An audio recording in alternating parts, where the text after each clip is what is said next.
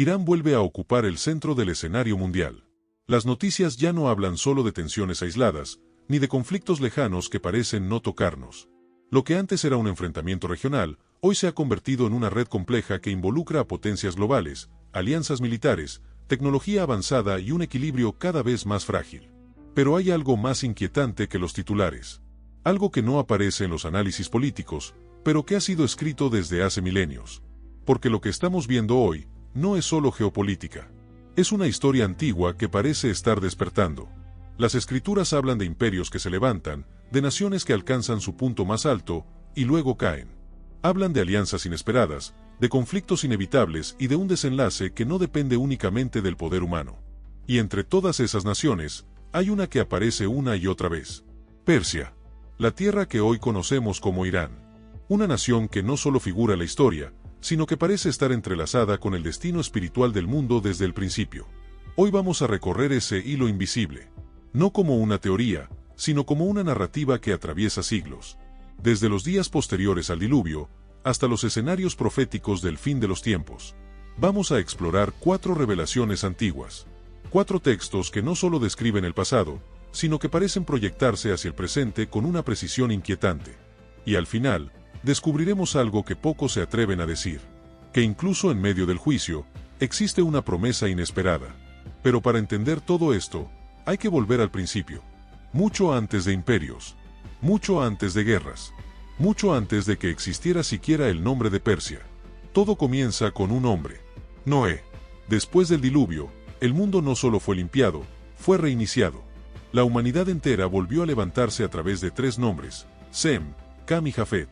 3 líneas, 3 raíces, 3 caminos que darían forma a todas las civilizaciones. Y es ahí, en ese mapa genealógico antiguo, donde aparecen 2 nombres que pasarían desapercibidos para muchos, pero que cambiarían la historia. Elam y Madai. Elam, descendiente de Sem. Madai, descendiente de Jafet. 2 líneas distintas, pero destinadas a encontrarse. De Madai surgirían los medos. Un pueblo de las montañas, endurecido por el terreno, estratégico, disciplinado. De Elam surgiría una civilización aún más antigua. Establecida en las llanuras fértiles del suroeste, cerca de lo que hoy es el Golfo Pérsico. Ese territorio crecería, primero como una tribu, luego como una cultura, después como una potencia. Elam no solo sobrevivió al paso del tiempo, se convirtió en una de las primeras grandes civilizaciones organizadas. Pero lo que la hace verdaderamente relevante no es solo su crecimiento, es su papel. Porque según el relato bíblico, Elam protagoniza el primer conflicto armado registrado en la historia sagrada. Una guerra, una coalición de reyes del oriente, avanzando contra las tierras de Canaán.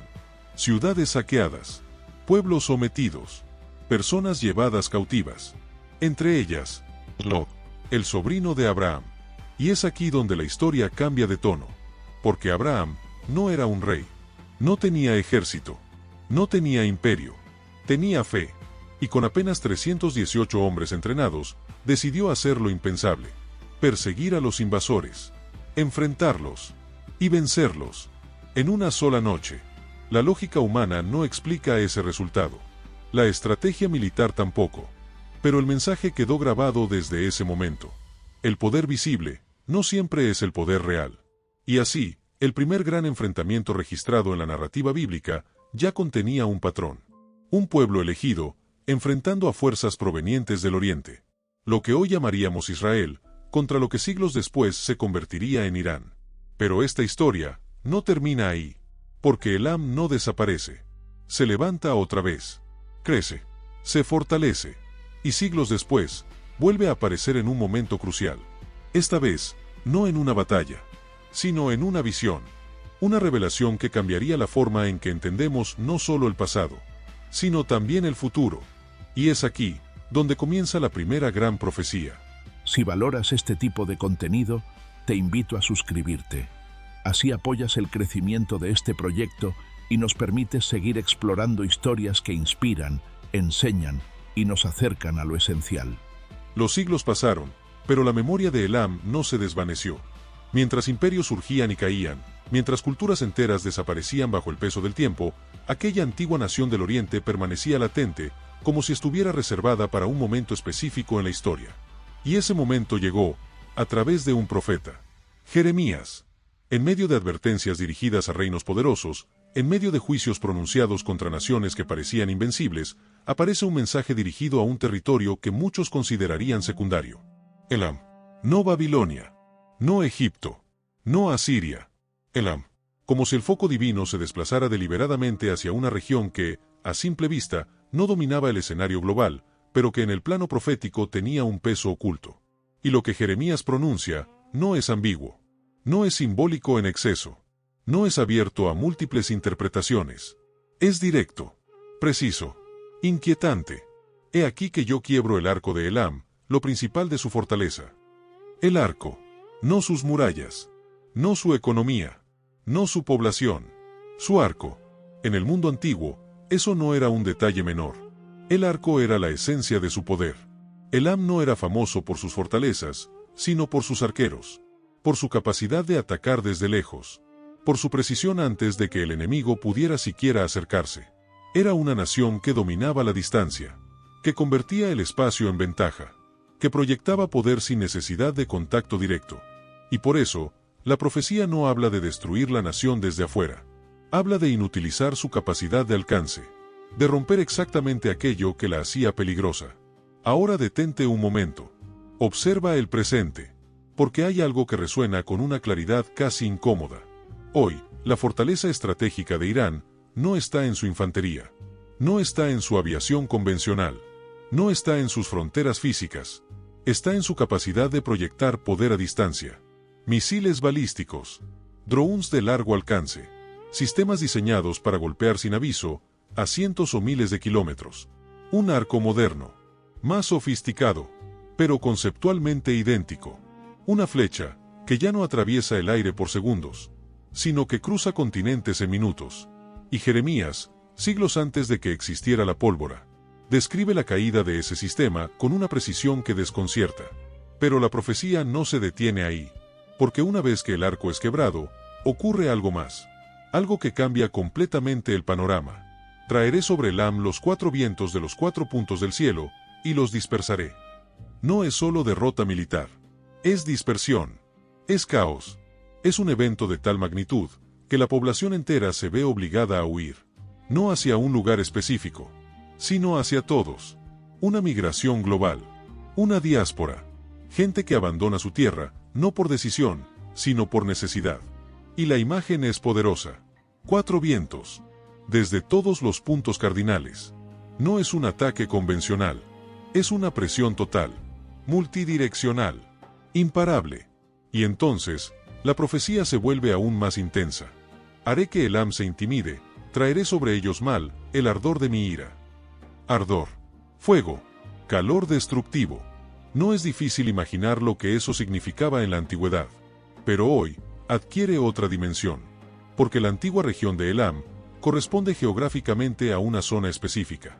Una zona que en la actualidad concentra uno de los elementos más sensibles del mundo moderno. Energía. Petróleo. Infraestructura crítica.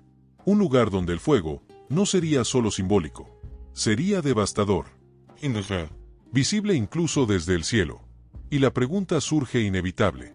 ¿Es esto solo lenguaje profético antiguo? ¿O estamos viendo ecos de algo que podría tomar forma en nuestro tiempo?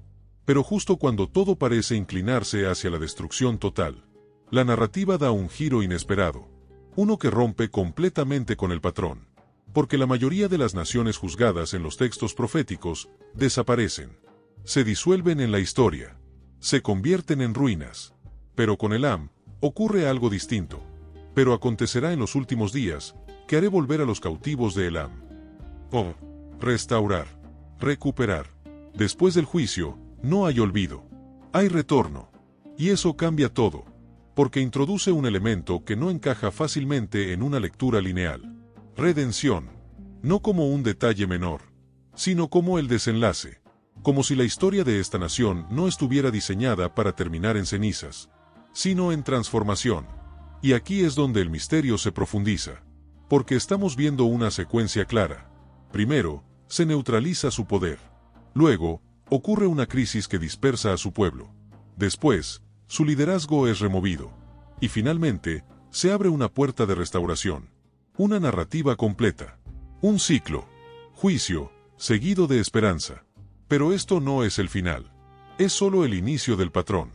Porque lo que Jeremías describe no es un evento aislado. Es una pieza dentro de algo mucho más grande. Una historia que continúa desarrollándose a través de imperios, visiones y revelaciones que atraviesan generaciones. Y es en ese punto cuando aparece otro profeta. Uno que no solo habló del futuro, sino que lo vio, con una claridad que aún hoy sigue desconcertando. Su nombre era Daniel. Daniel no era un espectador de la historia. Era un cautivo, un joven arrancado de su tierra, llevado a la capital del imperio más poderoso de su tiempo, Babilonia. Todo lo que conocía había sido destruido. Su ciudad, su templo, su identidad nacional. Y, sin embargo, en medio de ese colapso, fue precisamente ahí donde comenzó a ver con mayor claridad. Porque mientras los imperios celebraban su poder, Daniel recibía visiones que revelaban su final. Una noche, todo comenzó con un sueño que no era suyo. El rey Nabucodonosor, el mismo que había conquistado Jerusalén, fue sacudido por una imagen que no podía entender ni olvidar. Una estatua colosal, compuesta de diferentes metales, se alzaba frente a él con una presencia abrumadora. Pero había un problema. El rey no quiso revelar el sueño. Exigió que sus sabios no solo lo interpretaran, sino que lo describieran sin haberlo escuchado. Nadie pudo hacerlo. Nadie, excepto Daniel. Cuando fue llevado ante el rey, no habló con arrogancia, ni con miedo. Habló con una calma que no provenía de la corte, sino de algo mucho más profundo. Y entonces hizo lo imposible. Describió la estatua con exactitud, y luego explicó su significado. La cabeza de oro representaba a Babilonia, el imperio dominante, el centro del mundo, pero no sería eterno. Después de ti, se levantará otro reino. El pecho y los brazos de plata. Aquí es donde la visión se vuelve especialmente reveladora. No era un solo bloque. Eran dos brazos, dos fuerzas unidas, pero no iguales. Media y Persia. Un solo imperio, con dos componentes. Pero uno de ellos crecería más. Se impondría. Tomaría el control. La imagen era perfecta. La plata es menos valiosa que el oro, pero más resistente. Más dura. Más duradera. Así sería el siguiente imperio. Menos glorioso en apariencia, pero más estable en estructura. Y la historia lo confirmó. Babilonia cayó.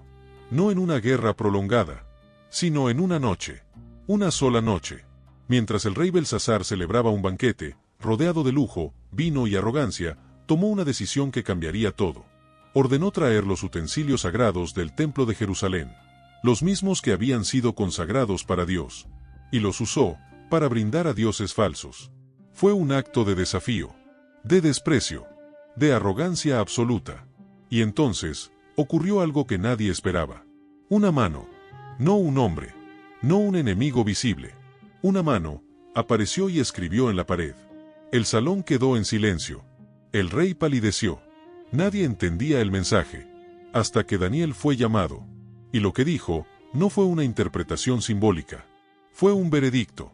Dios ha contado tu reino, y le ha puesto fin. No había negociación. No había segunda oportunidad. El tiempo de Babilonia había terminado. Y mientras esas palabras eran pronunciadas, la profecía ya se estaba cumpliendo. Fuera de la ciudad, en la oscuridad, un ejército avanzaba sin ser visto. El rey de Persia, el hombre que había sido mencionado por nombre, siglos antes, por el profeta Isaías. No como enemigo, sino como instrumento. Lo que hizo esa noche no fue una invasión convencional. Fue una obra de ingeniería. Desvió el curso del río Eufrates. Redujo su nivel. Y permitió que sus tropas entraran por el lecho seco, directamente bajo las murallas de la ciudad. Cuando llegaron a las puertas, estaban abiertas. Sin resistencia. Sin batalla. Babilonia cayó, sin lucha. El imperio más poderoso del mundo terminó en silencio. Y Persia tomó su lugar. Pero lo más sorprendente no fue la conquista. Fue lo que vino después. Porque Ciro no actuó como los conquistadores anteriores. No destruyó. No esclavizó. No borró identidades. Hizo algo completamente distinto. Liberó. Emitió un decreto. Permitió que los judíos regresaran a Jerusalén. Ordenó la reconstrucción del templo. financió el proceso. Y así, el imperio que había surgido desde las raíces de Elam, se convirtió en el único gran imperio de la historia antigua que no aplastó a Israel, sino que lo restauró. Eso cambia completamente la narrativa, porque Persia no es solo un antagonista en la historia bíblica. También es instrumento, también es puente, también es parte del plan. Pero Daniel aún no había visto todo, porque si la estatua mostraba la secuencia de imperios, había otra visión, mucho más cruda, mucho más directa, mucho más inquietante. Una noche, Daniel volvió a soñar, pero esta vez no vio metales, vio bestias. Salían del mar, no un mar tranquilo, sino un mar agitado, caótico, violento, un símbolo de naciones en conflicto, de historia en movimiento, de humanidad desbordada. Y de esas aguas emergieron 4 criaturas, no como símbolos elegantes, sino como representaciones brutales del poder humano. La primera era un león con alas de águila, majestuoso, rápido, dominante, Babilonia. Pero algo ocurre. Sus alas son arrancadas. Es levantado y obligado a ponerse de pie como un hombre. Se le da un corazón humano. El imperio orgulloso es humillado. Luego aparece la segunda bestia. Un oso, pesado, imponente, pero desequilibrado. Se levanta más de un lado que del otro. Una imagen extraña, pero reveladora. Tenía 3 costillas en la boca. Y se le da una orden. Levántate, devora mucha carne. Este no era un símbolo abstracto. Era una representación clara. El imperio medo-persa. 2 partes, pero una dominante. Persia, sobremedia. Y las 3 costillas no eran casualidad. Eran conquistas. Lidia, Babilonia, Egipto. 3 potencias, aplastadas para consolidar el dominio. La visión no era simbólica en exceso. Era histórica, antes de que la historia ocurriera. Y aquí es donde el patrón se vuelve evidente. Los imperios no aparecen como civilizaciones refinadas. Aparecen como bestias. Porque cuando el poder se construye sobre conquista, pierde su rostro humano. Se vuelve instinto. Se vuelve hambre. Se vuelve insaciable. Pero la visión no termina ahí. Porque lo que viene después es aún más rápido, más agresivo, más devastador. Y llevará la historia a un punto donde ya no se trata solo de imperios, sino de algo mucho más profundo, algo que Daniel apenas podía comprender, pero que marcaría el destino de toda la humanidad. El sueño no se detuvo. El mar seguía agitado, como si la historia misma no pudiera encontrar reposo. Y de ese caos emergió una tercera criatura. Un leopardo. Rápido, preciso, letal. Pero no era un leopardo común. Tenía alas de ave en su espalda y 4 cabezas. Velocidad multiplicada. Expansión imparable. Y luego, fragmentación. Era una imagen imposible de ignorar. El siguiente imperio, Grecia, liderado por un hombre cuya ambición parecía no tener límites, Alejandro Magno. Su avance fue tan rápido que las naciones apenas podían reaccionar. En pocos años, lo que otros tardaban generaciones en conquistar, él lo sometía en cuestión de meses. Era como si volara sobre la tierra. Pero la visión no solo hablaba de conquista. Hablaba de lo que ocurriría después. Las 4 cabezas. División. Porque cuando Alejandro murió, su imperio no permaneció unido. Se fragmentó entre sus generales, dividiéndose en 4 grandes territorios. La visión se cumplió con una exactitud que desafía cualquier explicación casual. Pero Daniel aún no había llegado al punto más oscuro. Porque la 4ª bestia no se parecía a nada que hubiera visto antes. No tenía forma reconocible. No era un león. No era un oso.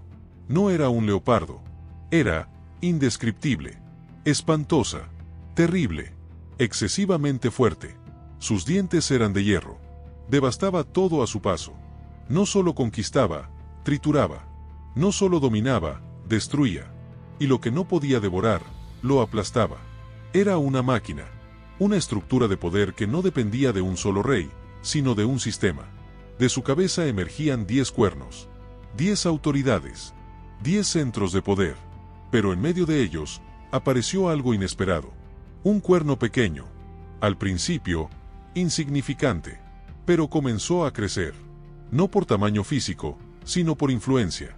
Se abrió paso derribando a otros. desplazando, sustituyendo. Y entonces, Daniel vio algo que lo estremeció. Este cuerno tenía ojos, ojos como de hombre, y una boca que hablaba con arrogancia. No era solo poder militar, era inteligencia, era estrategia, era discurso, era propaganda, era una mente detrás del dominio. Y lo que hace a esta figura aún más inquietante es su intención. No solo gobierna, no solo conquista, se opone, habla contra el Altísimo, persigue a los santos, intenta alterar el orden mismo de la realidad, cambiar los tiempos, modificar la ley. Es una rebelión no solo política, sino espiritual, y por un momento parece triunfar. La visión no lo oculta. Hay un tiempo donde la oscuridad tiene ventaja, donde el poder parece inclinarse hacia ese sistema, donde la injusticia parece prevalecer. Pero entonces, todo cambia. La escena se transforma completamente. El caos desaparece. Las bestias dejan de ser el centro. Y Daniel ve algo que no emerge del mar, sino que desciende desde lo alto. Tronos, orden, autoridad. Y en medio de todo, una figura. El anciano de días. Su vestidura es blanca como la nieve. Su cabello, como lana pura. Su trono, fuego. No un símbolo pasivo. Fuego que purifica. Fuego que juzga. Fuego que consume lo corrupto. Un río de fuego fluye delante de él. Miles le sirven. Millones están de pie ante su presencia.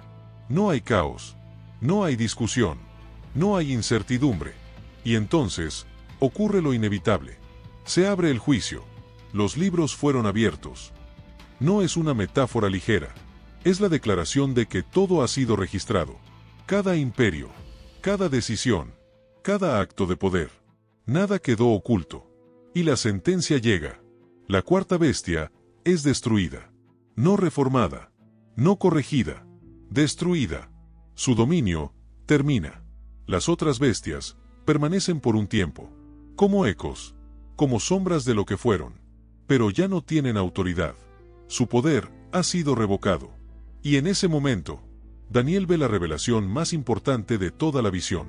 Porque mientras las bestias surgían del caos humano, ahora aparece alguien completamente distinto. Con las nubes del cielo, venía uno como hijo de hombre. No sube desde la tierra. No emerge del conflicto. Viene de arriba. De otro origen. De otra naturaleza. Se acerca al anciano de días. Y recibe lo que ningún imperio pudo sostener. Dominio eterno. Gloria. Reino. Un reino que no será destruido. Un gobierno que no depende de la fuerza bruta. Una autoridad que no se sostiene en la conquista, sino en la justicia. Y entonces, el mensaje se vuelve claro. Las bestias representan el poder humano cuando se desconecta de Dios. Imperios que comienzan con orden, pero terminan en dominación. Reinos que se levantan con propósito, pero se corrompen con el tiempo. Pero el final no pertenece a ellos. El final pertenece a otro reino. Uno que no nace del caos. Uno que no depende de la violencia. Uno que no se derrumba. Y la promesa es contundente. Los santos del Altísimo recibirán el reino, y lo poseerán para siempre. No es solo el fin de las bestias. Es el inicio de algo eterno. Daniel termina la visión, sin poder procesarlo completamente. Perturbado. Silencioso. Consciente de que ha visto algo que trasciende su tiempo. Pero lo que él no sabía, es que esas visiones no eran el final de la revelación. Eran solo el comienzo. Porque años después, recibiría otra visión. Más específica. Más directa. Más inquietante. Y esta vez, no sería en Babilonia. Sería en el corazón mismo de Persia. En un lugar que aún hoy sigue teniendo un peso estratégico. El río Ulai. El antiguo centro del poder persa. El mismo territorio que siglos después volvería a estar en el centro del conflicto mundial. Y lo que Daniel vería ahí no solo confirmaría el ascenso de Persia, sino también su caída. Años después de aquellas primeras visiones, Daniel se encontraba lejos del bullicio de la corte, lejos del poder visible de los imperios, pero no lejos de la revelación. Estaba junto al río Ulai, un lugar real, concreto, ubicado en la antigua ciudad de Susa, el corazón administrativo del imperio persa. Un punto geográfico que no solo pertenecía al pasado, sino que, siglos después, seguiría siendo estratégico. Pero en ese momento, Daniel no estaba observando política. Estaba viendo otra vez el velo del tiempo abrirse. La visión comenzó con una figura poderosa. Un carnero, fuerte, imponente, con 2 cuernos. Pero no eran iguales. Uno era más alto que el otro, y además, creció después. Un detalle pequeño, pero decisivo. Porque en el lenguaje profético, nada es accidental. El carnero embestía hacia el oeste, hacia el norte, hacia el sur. Avanzaba sin oposición. Nadie podía detenerlo. Nadie podía resistirlo. Era dominio total. Era expansión sin freno. Y entonces, la interpretación llegó sin rodeos. El carnero que viste representa a los reyes de Media y Persia. Otra vez, la misma dualidad. 2 cuernos, 2 pueblos, pero un solo imperio. Y otra vez, uno domina sobre el otro. Persia, elevándose por encima de Media. La historia confirmaría exactamente eso. Pero lo interesante aquí no es solo la identificación. Es la forma en que se presenta. Como una fuerza que avanza sin ser cuestionada. Como un poder que no encuentra resistencia. Como si por un momento, el mundo entero estuviera abierto ante él. Y entonces, sin advertencia, aparece otra figura. Desde el occidente, un macho cabrío. No caminaba, no corría, volaba, sin tocar la tierra. Velocidad absoluta. Una imagen que rompe con la lógica del combate tradicional. Y entre sus ojos, un solo cuerno notable. Un liderazgo central. Una figura dominante. Cuando alcanza al carnero, no hay batalla prolongada. Hay impacto. Violento. Directo. Decisivo. Lo embiste. Lo derriba. Lo pisotea. Y el carnero no puede levantarse. El imperio invencible cae. Y la interpretación vuelve a ser clara. El macho cabrío es Grecia. Y su gran cuerno es Alejandro. La historia lo recuerda como Alejandro Magno. El hombre que conquistó el mundo conocido antes de cumplir los 30 años. El que avanzó con una rapidez que aún hoy parece imposible. El que derrotó a Persia, no solo con fuerza, sino con velocidad. Pero la visión no se detiene en la victoria. Porque en el punto más alto de su poder, el cuerno se rompe. De repente. Sin aviso. Sin transición. Y en su lugar, surgen 4 cuernos. Otra vez, división. Otra vez, fragmentación. Otra vez, imperio que no logra sostener su unidad. Pero dentro de esa fragmentación, surge algo más. Un nuevo cuerno. Pequeño. Casi invisible al inicio. Pero comienza a crecer. Hacia el sur. Hacia el oriente. Y hacia un destino específico. La tierra gloriosa. Ese punto, no es geográfico solamente. Es espiritual. Es Jerusalén. Es el centro del conflicto. Y aquí es donde la visión deja de ser simplemente histórica. Y se vuelve profundamente filosófica. Porque revela un patrón que se repite una y otra vez. El poder humano nunca permanece estable. Se levanta con fuerza. Se expande con ambición. Se fragmenta con el tiempo. Y deja espacio para nuevas fuerzas. Pero siempre hay un punto de tensión. Un punto donde todo converge. Un lugar donde la historia no es solo política, sino espiritual. Y ese lugar siempre ha sido el mismo. La tierra que para unos es estratégica, pero para otros es sagrada. Y entonces surge la pregunta inevitable. ¿Por qué? ¿Por qué todos los imperios terminan girando en torno al mismo punto? ¿Por qué Persia, Grecia, Roma y las potencias actuales miran hacia el mismo lugar? Porque la historia humana no es solo una sucesión de eventos. Es una narrativa, una tensión constante entre lo visible y lo invisible, entre el poder humano y un propósito mayor. Y Persia, o Irán, se encuentra en medio de esa tensión, no como un actor aislado, sino como una pieza recurrente, a veces como instrumento, a veces como protagonista, a veces como oposición, pero siempre presente. Y eso es lo que hace que su historia sea tan particular, porque no encaja en una sola categoría. No es simplemente enemigo, no es simplemente aliado. Es ambas cosas, en diferentes momentos. Y eso nos lleva a una reflexión más profunda. Las naciones no son estáticas. No tienen un solo rol eterno. Cambian, evolucionan, se desvían, regresan. Y en ese proceso, revelan algo más grande, que el verdadero conflicto no es entre países, es entre propósitos, entre caminos, entre decisiones que alinean o desalinean a una nación con algo mayor que ella misma. Por eso Persia pudo ser instrumento de restauración, en un momento, y siglos después, aparecer en una coalición de juicio. No porque cambió su esencia, sino porque cambió su dirección. Y eso nos incluye a todos, porque la historia que estamos observando no es solo la historia de una nación. Es un espejo, un reflejo de lo que ocurre cuando el poder se separa del propósito, y cuando la fuerza se convierte en fin en sí misma. Pero la narrativa aún no ha terminado, porque hay un momento en la historia de Persia, donde todo cambia de una manera inesperada.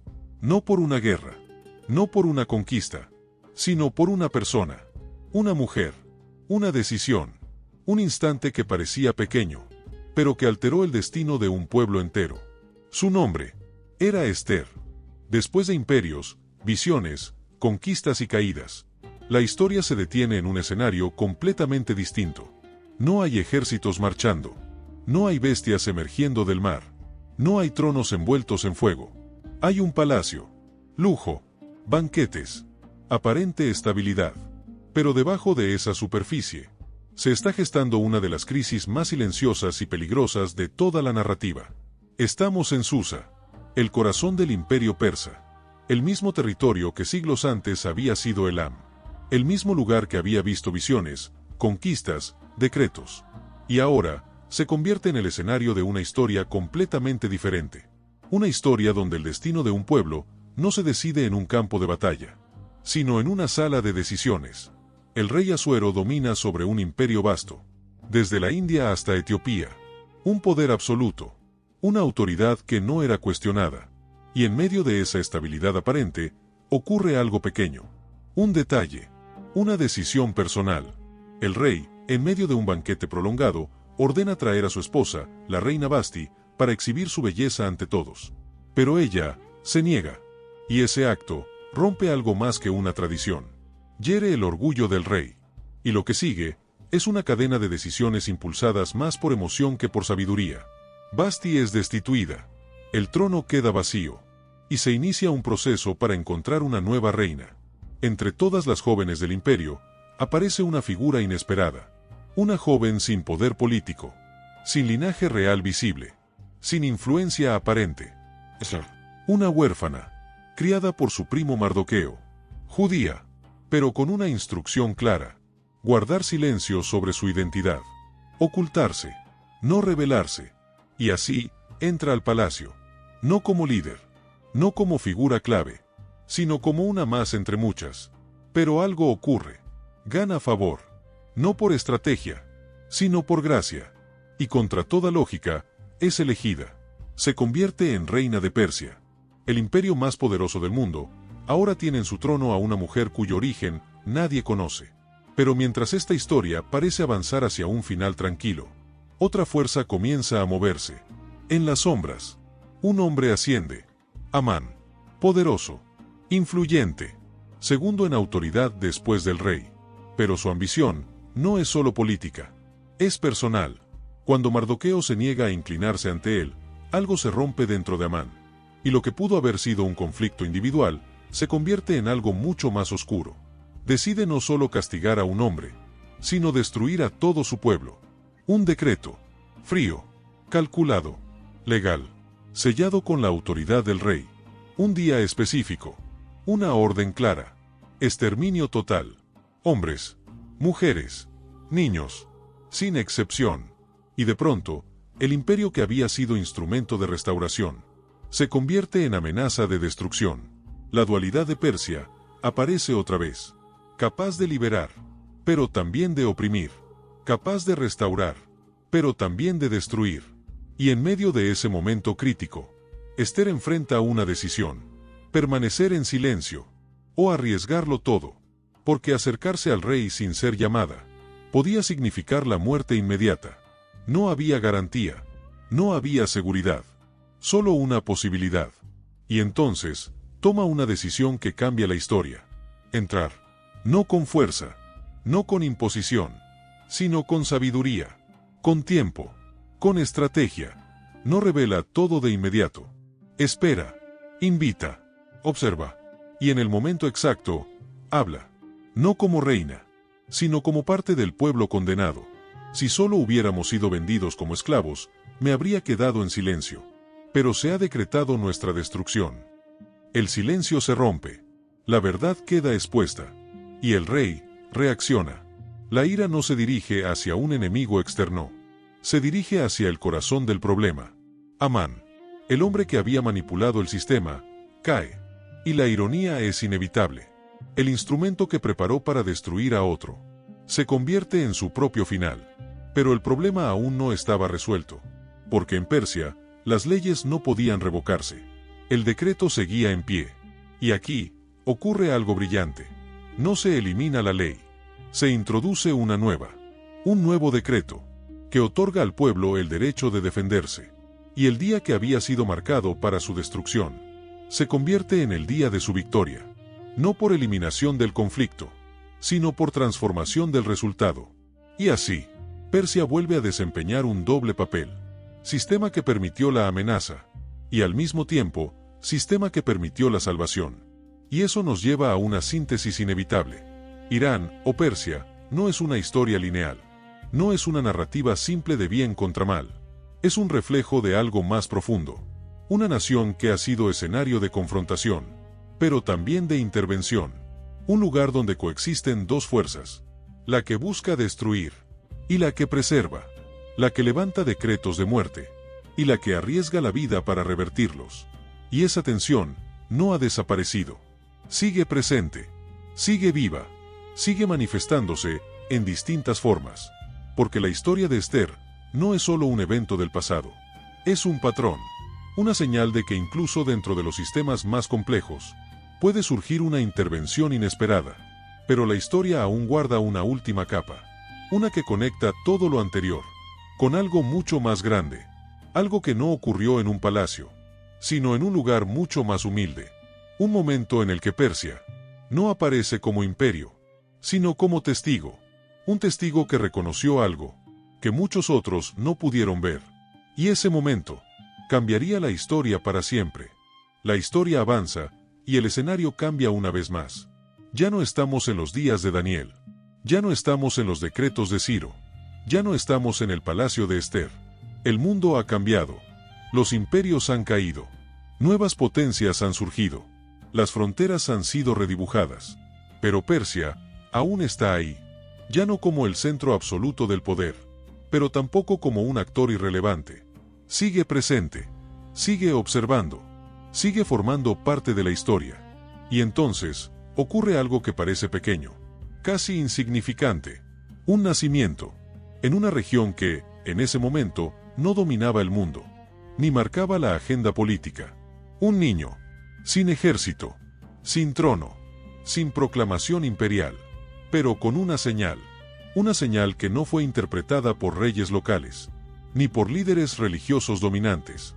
Fue vista, desde lejos, desde el oriente, hombres que observaban el cielo, hombres que entendían los tiempos, no solo por política, sino por señales, sabios, magos, buscadores de significado, procedentes de la antigua región de Persia. Ellos vieron lo que otros ignoraron, reconocieron que ese nacimiento no era uno más, y emprendieron un viaje, largo, costoso, incierto. No tenían todas las respuestas, pero tenían suficiente claridad para moverse, y al llegar, hicieron algo que ningún imperio había logrado hacer completamente. Se postraron, no ante poder militar, no ante dominio político, ante un niño. Lo adoraron, le ofrecieron oro, incienso, mirra. Reconocieron lo que las bestias nunca pudieron reconocer, que el verdadero reino no se establece con fuerza, sino con propósito. Y en ese momento, Persia no aparece como opresor, no aparece como imperio dominante, aparece como testigo, como uno de los primeros en reconocer algo eterno. Y eso cambia la perspectiva de toda la historia, porque demuestra que incluso dentro de las naciones más complejas, hay quienes pueden ver más allá del poder, más allá del conflicto, más allá de la narrativa superficial, y reconocer lo esencial. Desde Daniel hasta Esther, desde Ciro hasta los sabios del Oriente, Persia ha estado presente en momentos clave, a veces como instrumento de liberación, a veces como sistema de amenaza, a veces como observador silencioso, y a veces como buscador de verdad. Y esa dualidad no es casual, es un recordatorio, que ninguna nación está definida completamente por su pasado, que ningún sistema es absolutamente oscuro, ni absolutamente luminoso, que dentro de cada estructura hay decisiones, hay direcciones, hay momentos donde todo puede inclinarse hacia un lado u otro. Y entonces, la pregunta deja de ser histórica. Se vuelve personal, porque la misma tensión que vimos en imperios existe en cada vida, la capacidad de construir o destruir, de alinearse o desviarse, de reconocer la verdad o ignorarla. Y al final, la historia no se trata solo de bestias, ni de reinos, ni de decretos. Se trata de algo mucho más profundo. Se trata de qué hacemos cuando se nos revela la verdad. Porque los imperios pasaron, las visiones se cumplieron, los decretos cambiaron, pero el reino que Daniel vio, ese, no ha desaparecido. Sigue en pie, silencioso para algunos, evidente para otros, no impuesto, pero disponible, no basado en fuerza, pero imposible de destruir. Y la invitación sigue abierta, no a conquistar, sino a reconocer, no a dominar, sino a comprender, no a imponer, sino a responder, porque al final, no serán las bestias las que definan la historia, será aquel que viene con las nubes. Y la pregunta que queda, no es cuándo sucederá, es si, cuando ocurra, lo reconoceremos. La Biblia es una sola historia, y en el centro de todo está Jesús. Cuéntanos en los comentarios qué parte de esta historia tocó más tu corazón. Si este mensaje fue de bendición para ti, compártelo con alguien que lo necesite y suscríbete al canal para seguir creciendo juntos en la palabra. Que Dios te bendiga y te guíe siempre.